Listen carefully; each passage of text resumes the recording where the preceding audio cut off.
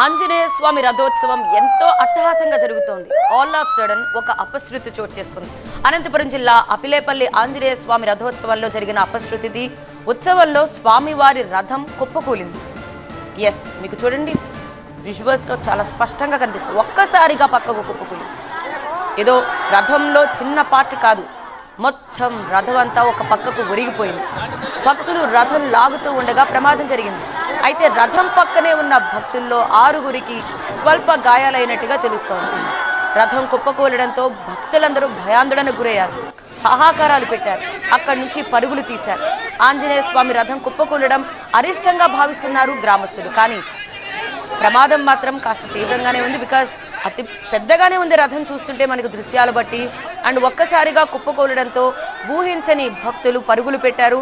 కొంతమంది పరుగులు పెట్టడంతో అక్కడ చిన్నపాటి తొక్కిసలాట కూడా జరిగి ఉంటుంది మనం భావించవచ్చు. అయితే పక్కకు ఒరిగిన సమయంలో అక్కడున్న భక్తుల్లో 6గురికి స్వల్ప గాయాలైనట్టుగా తెలుస్తోంది.